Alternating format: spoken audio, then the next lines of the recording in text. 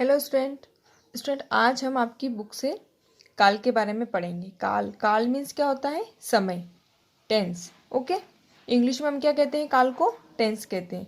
तो हम पढ़ेंगे काल। क्रिया के जिस रूप से काम होने के समय का बोध होता है उसे हम काल कहते हैं। स्टूडेंट आपने देखा होगा कि हमेशा संसार में कोई ना कोई क्रिया घटित होती रहती है। जैसे पहले कोई क्रिया पूरी हो चुकी होगी, अभी कोई क्रिया चल रही है, या फिर आने वाले समय में कभी कभी ना कोई क्रिया अवश्य होगी या होने वाली होगी या हो रही है या हो चुकी होगी। तो आप क्या देखते हैं कि हमेशा संसार में कोई ना कोई क्रिया चलती ही रहती है। कोई भी क्रिया जिस समय में संपन्न होती है उस समय को हम कहते हैं काल। आए समझ में? जैसे फॉर एग्जाम्पल के लिए रोहित विद्यालय जा रहा है, या रेखा बाजार जाएगी, या फिर हम ऐसे भी कह सकते हैं कि राहुल जो है छुट्टियों में उदयपुर गया था। तो आपने देखा होगा कि ये जो एग्जाम्पल हैं, गया था, जा रही है, जा रहा होगा या जाएगा, ये सब किसके अंतर्गत आते हैं? काल के अंतर्गत। इससे हमें समय का पता चलता है कि क्रिया जो हो रही है वो किस समय में हो रही है ना। तो हमें डेफिनेशन में क्या पढ़ा? क्रिया के जिस रूप से काम होने के समय का बोध होता है उसे हम काल कहते हैं। काल के कितने भेद होते हैं? काल के 3 भेद होते हैं। कौन कौन से? भूतकाल, वर्तमान काल और भविष्यत काल। ओके, अब देखो, क्रिया शब्दों के विभिन्न रूप। क्रिया का मूल रूप धातु कहलाता है। क्रिया जो होती है उसका जो मूल रूप होता है वो क्या कहलाता है? धातु। आपने देखा होगा क्रिया में जो दिन भर हम जो भी एक्टिविटी करते हैं, जो भी क्रिया करते हैं, जैसे उठना, बैठना, खाना, सोना, पीना, ये सब क्या है? क्रिया है। हर वो शब्द जिसमें ना जुड़ा हुआ होता है 99% वो क्या होती है? क्रिया होती है ना।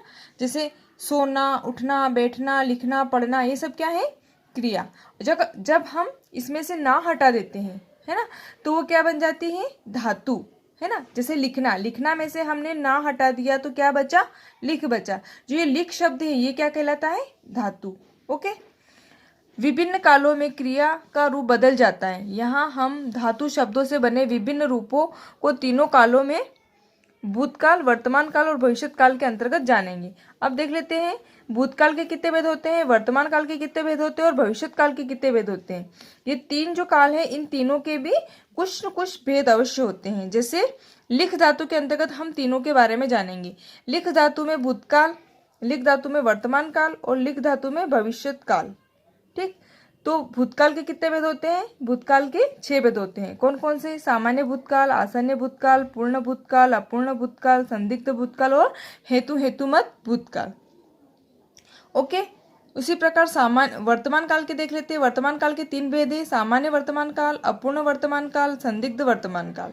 ठीक, इसी प्रकार भविष्यत काल के 2 भेद होते हैं, सामान्य भविष्यत काल और संभाव्य भविष्यत काल। तो हमने लिख धातु के अंतर्गत क्या देखा? सामान्य भूतकाल में क्या होता है? प्रभा ने कहानी लिखी, है ना। प्रभा ने अभी कहानी लिखी, आसन्न भूतकाल के अंतर्गत। और पूर्ण भूतकाल के अंतर्गत प्रभा ने कहानी लिखी थी। अपूर्ण भूतकाल के अंतर्गत प्रभा कहानी लिख रही थी। संदिग्ध भूतकाल के अंतर्गत प्रभा कहानी लिख चुकी होगी। और हेतुमत भूतकाल के अंतर्गत क्या आएगा?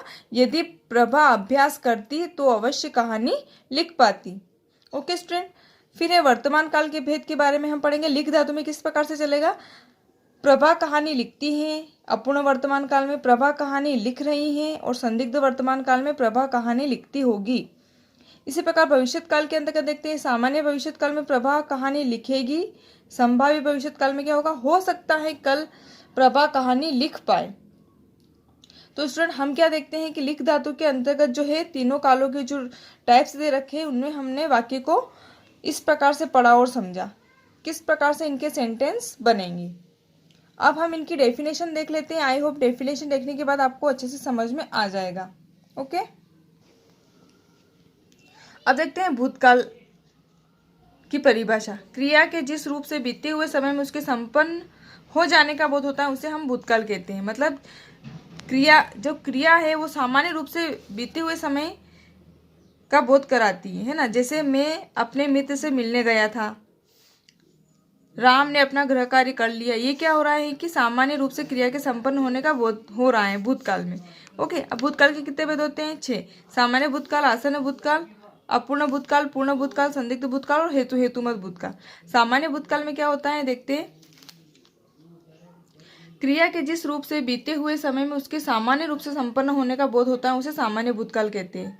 जैसे माँ ने खाना बनाया, है ना। अब क्रिया से बनाया, क्रिया से क्या पता चल रहा है कि क्रिया तो हो रही है लेकिन सामान्य रूप से संपन्न हो रही है। जैसे माँ ने खाना बनाया और पुलकित बाजार चला गया। अब ऊपरी तो दोनों वाक्यों में देखो बनाने तथा जाने की क्रियाएं बीते समय में हो चुकी हैं, अतः ये क्या कहलाता है?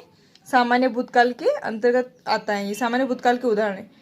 ठीक, नेक्स्ट आसन्न भूतकाल। आसन्न अर्थात निकट या पास। आसन्न का अर्थ क्या होता है? पास में या निकट। यानी कि क्रिया के जिस रूप से उसके अभी अभी पूर्ण होने का बोध हुआ हो उसे हम क्या कहते हैं? आसन्न भूतकाल। जैसे आकांक्षा स्कूल से आ गई है, मतलब जस्ट वो काम अभी संपन्न हुआ, मतलब वो आई ही है ना। और रोहित ने किताब पढ़ ली, मतलब उसने जस्ट अभी किताब पढ़ी। ये क्या है? आसन्न भूतकाल। ओके, नेक्स्ट देखते हैं अपूर्ण भूतकाल। अपूर्ण भूतकाल में क्या होता है कि क्रिया के जिस रूप से भूतकाल में उसके शुरू होने का बोध तो होता है पर यह ज्ञात नहीं होता कि क्रिया संपन्न हुई है अथवा नहीं हुई, उसे हम क्या कहते हैं? अपूर्ण भूतकाल। फॉर एग्जाम्पल, जैसे आकाश पत्र पढ़ रहा था, दिव्या टेलीफोन पर बात कर रही थी, है ना। अब आकाश पत्र पढ़ रहा था मतलब कार्य तो शुरू हो गया, लेकिन वो कब तक पढ़ रहा था ये उसके बारे में कोई जानकारी नहीं है। मतलब वो पढ़ रहा था तो वो कब तक पढ़ेगा या कंप्लीट कब तक करेगा उसके बारे में हमें कोई जानकारी नहीं है। या दिव्या जो बात कर रही थी वो कब तक उसकी बात चालू रखेगी वो उसके बारे में हमें जानकारी नहीं है। ये ऐसी क्रिया जिनके पूर्ण शुरू होने का तो बहुत होता है लेकिन ये ज्ञात नहीं होता कि वो खत्म कब होगी, उसे हम क्या कहते हैं? अपूर्ण भूतकाल।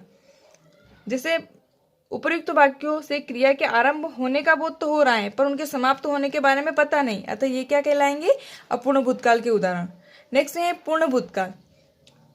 पूर्ण भूतकाल के अंतर्गत हम जान सकते हैं कि क्रिया के जिस द्वारा यह जानना ज्ञात होता है कि या यह जाना जाता है कि क्रिया भूतकाल में पूरी हो चुकी है उसे हम क्या कहते हैं?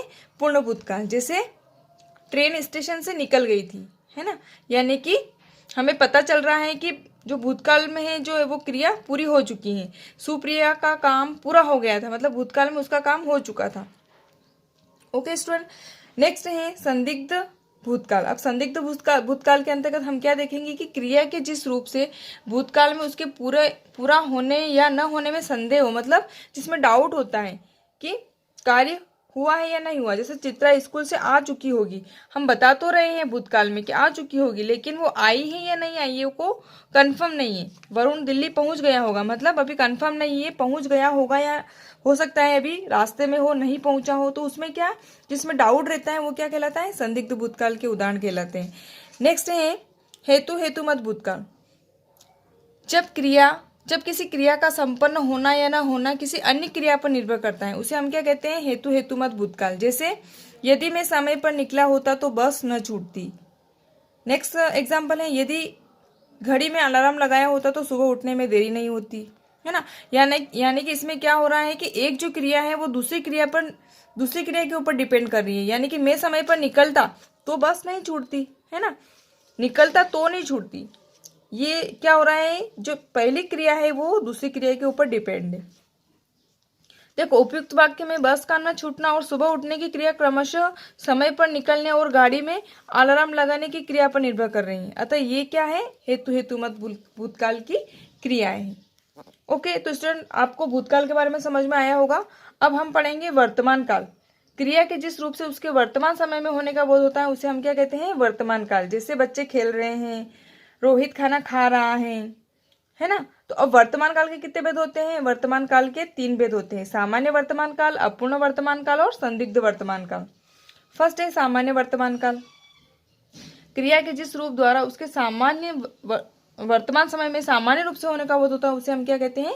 सामान्य वर्तमान काल। जैसे कुत्ता भौंकता है, वर्षा होती है ना। ये क्या हो रहा है, इसमें जो सामान्य क्रिया है वो सामान्य रूप से संपन्न हो रही है और वर्तमान में संपन्न हो रही है। नेक्स्ट है अपूर्ण वर्तमान काल। सेम उसके जैसे ही है। इसमें क्या हो रहा है कि बस जो क्रिया होती है वो वर्तमान काल में संपन्न हुई है या नहीं हुई इसके बारे में डाउट है। जैसे क्रिया के जिस रूप से यह बोध होता है कि क्रिया अभी चल रही है, समाप्त नहीं हुई है, उसे हम क्या कहते हैं? अपूर्ण वर्तमान काल। मतलब क्रिया कंटिन्यू चल रही है, अभी कंप्लीट नहीं हुई है। जैसे बच्चे कक्षा में पढ़ रहे हैं, किसान खेत में हल चला रहा है, मतलब वो कंटिन्यू काम हो रहा है, अभी बंद नहीं हुआ है, उसे हम क्या कहते हैं? अपूर्ण वर्तमान काल। नेक्स्ट है संदिग्ध वर्तमान काल। क्रिया के जिस रूप द्वारा उसके वर्तमान काल में होने या न होने में संदेह होता है वो संदिग्ध वर्तमान कहलाता है। जैसे बच्चे पढ़ रहे होंगे, माँ खाना बना रही होगी, राधा मेला देखने जाएगी, अंशु की परीक्षा होने वाली है, ये सब किसके अंतर्गत आएंगे? संदिग्ध वर्तमान में। नेक्स्ट है भविष्यत काल। क्रिया के जिस रूप से उसके आने वाले समय में होने का बोध होता है उसे हम क्या कहते हैं? भविष्यत काल कहते हैं। जैसे भविष्यत काल के दो भेद होते हैं, कल से मेरी छुट्टियां होने वाली हैं, मैं भी तुम्हारे साथ चलूंगा। और भविष्यत काल के कितने भेद होते हैं? सामान्य भविष्यत काल और संभाव्य भविष्यत काल। सामान्य भविष्यत काल में क्या होता है कि क्रिया के जिस रूप द्वारा उसके भविष्य में सामान्य रूप से होने का बोध होता है उसे हम सामान्य भविष्यत काल कहते हैं। जैसे अमित कल दिल्ली जाएगा, कल हम चिड़ियाघर देखने जाएंगे। नेक्स्ट है संभाव्य, जिसमें क्रिया के जिस रूप द्वारा आने वाले समय में उसके पूर्ण होने की संभावना हो उसे हम संभाव्य भविष्यत काल कहते हैं। जैसे शायद हम मैच जीत जाएं या शायद हम रविवार को पिकनिक जाएंगे, इस प्रकार से। तो स्टूडेंट, आई होप आपको समझ में आया होगा काल का टॉपिक। Okay, thank you.